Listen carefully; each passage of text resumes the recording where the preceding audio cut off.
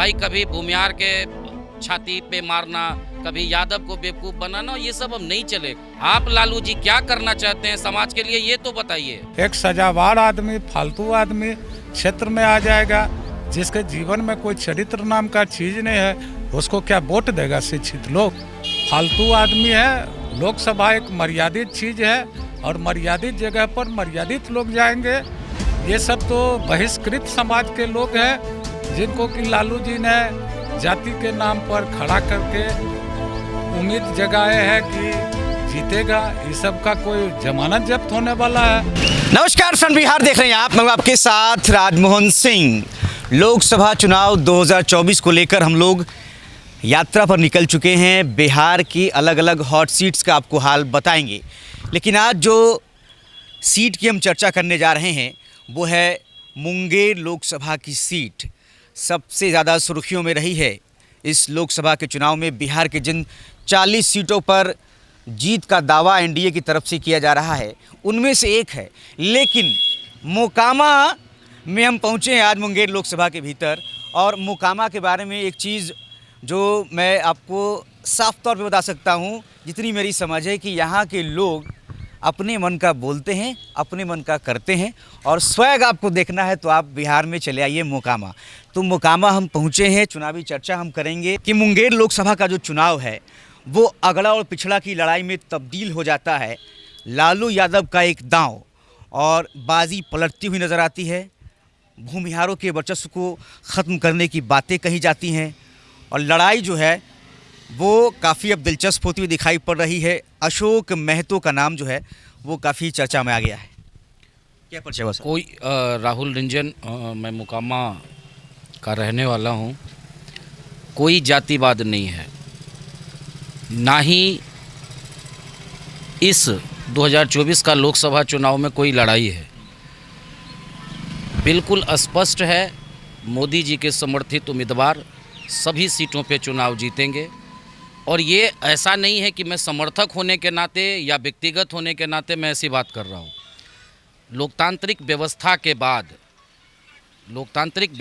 बाद एक नागरिक के तौर पे अगर सम्मान की अनुभूति करने का अवसर प्रदान हुआ है तो इस कारण से वोट करेंगे मोदी जी के समर्थित उम्मीदवार को।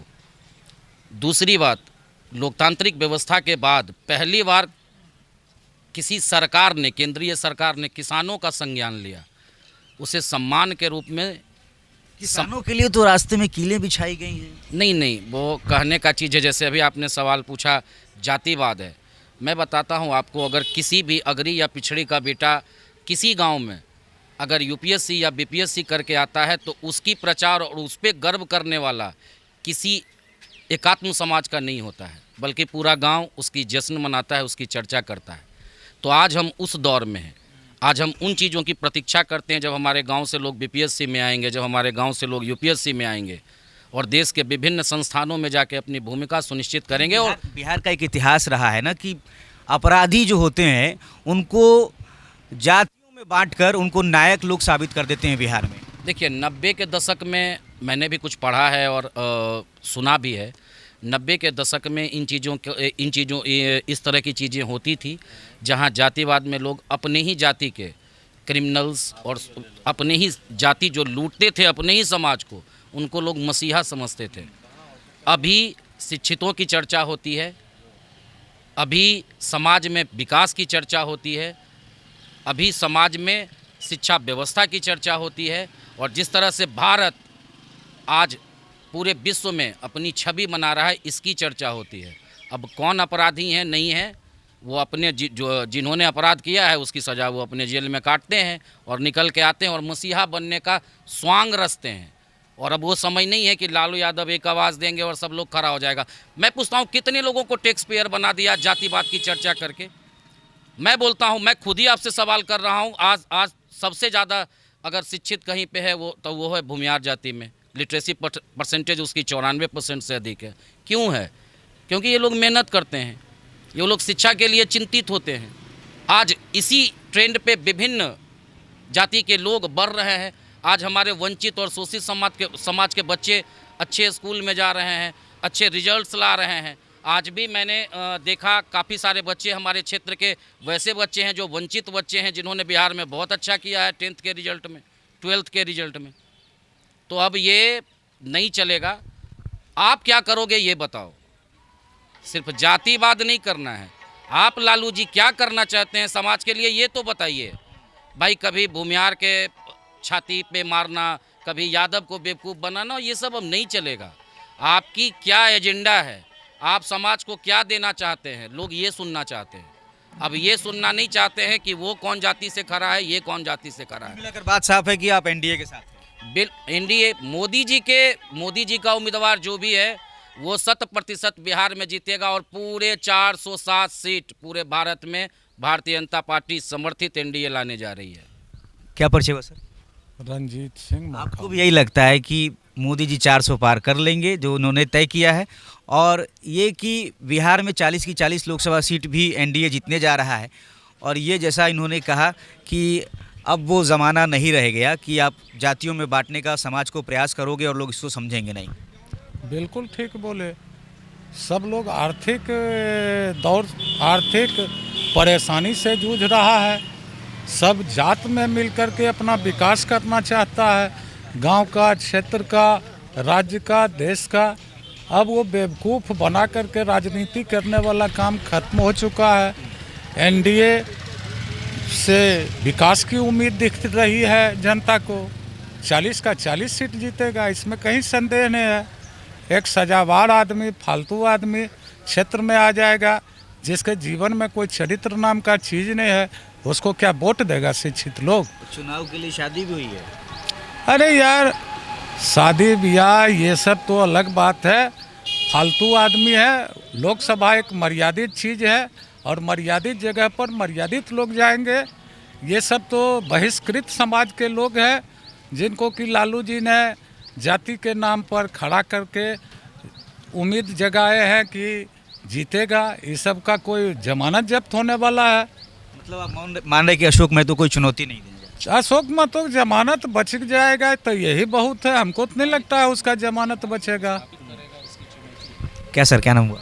उदय शंकर। क्या कहेंगे आप भी? इस बात पे आपका भी भरोसा है कि ललन सिंह जो है उनको कोई चुनौती नहीं मिलने जा रही? हम इसको कविता के रूप में ही आपको बता सकते हैं। नर स्वतंत्र, नारी स्वतंत्र, कपड़े की हर धारी स्वतंत्र, मोटर स्वतंत्र, गाड़ी स्वतंत्र, घर घर फैला प्रजातंत्र। यह क्रांति नहीं तो क्या है, यह गदर नहीं तो क्या है। भोंपू ही बढ़िया बाजा है, बंदर ही जग का राजा है। गीदर कुर्सी पा जाते हैं, चमगादर मौज उड़ाते हैं। यह जो राष्ट्र जीवन में परिवर्तन आपको दिख रहा है, हम तो एक ही बात कहेंगे, हिंदू समाज सिंधु समरस समाज जीवन। हिंदू समाज सिंधु समरस समाज जीवन। रह गई बात मत गोपनीय शाखा का विषय है, वह कभी सार्वजनिक नहीं किया जा सकता है। जो लोग भी सार्वजनिक करते हैं वो राष्ट्र और समाज के साथ और अपने साथ भी धोखा कर रहे हैं। हमारा अपना व्यक्तिगत यही मत है। इतना में आप अगर समझ सकते हैं तो समझिए। मैंने समझ लिया कि आप इस बात को बताना नहीं चाह रहे हैं कि किसके साथ आप हैं। ठीक है, आपका निजी मत है, आप किसे मतदान करते हैं वो हम आपसे नहीं सवाल कर रहे हैं। हम ये जो कह रहे हैं, आप मोदी जी के क्लियर करने वाले कौन होते हैं, दैट्स ऑल। मैं आपको बताता हूँ इसका जवाब मैं इसका जब नहीं,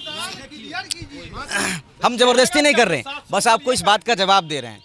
आप राष्ट्रवाद की जवाब इन्होंने दिया। नागरिक बोध भी तो कोई चीज होती है सर, नागरिक बोध। देखिए नहीं, इस प्रकार से मुंह से निकलवाइए मत। ठीक, आप बोलिए। जी। इस प्रकार से आप जबरदस्ती मुंह में जैसा कि कहे बांस कर कर निकलवाना चाहते हैं किसी के निजी मत को, ये नहीं हो सकता है। नहीं, ओवरऑल आपकी कविता ने बहुत कुछ कह दिया है। नहीं, बिल्कुल इनकी कविता ने बहुत सारी चीज़ कही है और वर्तमान समय में हम लोग तीसरी बड़ी अर्थव्यवस्था की ओर अग्रसर है। वहाँ पर जब हम देश की बात करते हैं तो एकात्मवाद, क्षेत्रीयता, व्यक्तित्व, इन सब की चर्चा मूल्यहीन है। जब हम लोग बात कर रहे हैं एक वैसे व्यक्ति जो हमारे लिए 18 घंटे 20 घंटे काम करके आज क्या था भारत, और आप देखें कि पिछले कुछ दिनों से भारत की चर्चा किन किन विषयों पे हुई है। आज युद्ध यूरोप में होता है और मध्यस्थता के लिए भारत की चर्चा होती है। आज भारत के लोगों को वहाँ से निकलने के लिए युद्ध रोक दिया जाता है। अच्छा, एक बात बताइएगा, एकदम ईमानदारी से बताइएगा, सबसे ज़्यादा खुशी इसी बात को लेकर है ना कि राम मंदिर बन गया है? नहीं, राम मंदिर बना है, इसकी विशेष खुशी है, हृदय से खुशी है। एक वैसा आखिर क्यों ना हो, समान शिक्षा व्यवस्था की बात अगर लोग करते हैं तो क्या नहीं होना चाहिए? बिल्कुल होना चाहिए। हम कहते हैं ना कि हम जैसे पढ़े हैं सभी के लिए शिक्षा व्यवस्था समान हो। तो फिर अगर मोदी जी कह रहे हैं कि हम समान शिक्षा व्यवस्था की चर्चा करते हैं तो उसमें लोग कहते हैं कि भाई ये तो गलत कर रहे हैं। अरे भाई, बहुत अच्छी चीज़ है, समान शिक्षा व्यवस्था तो अच्छी बात है, ये होनी चाहिए। तो वही चीज़ है कि आज जिस तरह से भारत विभिन्न क्षेत्रों में ज़मीन से लेके आसमान तक आज बेगड़ की भूमिका में भारत नहीं है, तो अगर इस स्थिति में जिन्होंने पहुंचाया है तो समाज भी उनको पारितोषिक देगी। उनके उम्मीदवार या उनके समर्थित उम्मीदवार 100% भारतवर्ष में एक नया इतिहास रचने जा रहे हैं। और मोदी जी पुनः तीसरी बार पूरी ताकत के साथ भारत के जन जन के साथ उनके आशीर्वाद के साथ पुनः स्थापित होंगे, यह सत्य है। हैट्रिक लगने जा रहा है। बिल्कुल हैट्रिक। और मुंगेर में भी आप जिसकी चर्चा करना चाहते थे, मैं आपको बताना चाहता हूँ, मुंगेर में कहीं कोई लड़ाई नहीं है। एनडीए प्रत्याशी रिकॉर्ड वोट से चुनाव जीतेंगे, ये मैं नहीं कर रहा हूँ, ये समाज का मन है। जो 13 तारीख को अक्षय तृतीया भी है और इतना शुभ दिन है, अक्षय तृतीया के दिन मोदी जी के हाथ को मजबूत करेंगे और पूरा समाज। 4 जून को क्या होगा? 4 जून को 407, मैंने तो पहले ही बता दिया आपको। तो कुल मिला के मोकामा के लोगों का कहना है कि मुंगेर लोकसभा ही क्या, पूरे बिहार में और साथ साथ देश भर में इस बार की लोकसभा चुनाव में वोट नरेंद्र मोदी के चेहरे पर होने जा रहा है। और जो क्षेत्रीय मुद्दे हैं, जो जातिवाद है, वो सब कुछ चलने वाला नहीं है। आपकी राय कमेंट में ज़रूर बताएं। बने रहे फ्रंट बिहार के साथ। नमस्कार।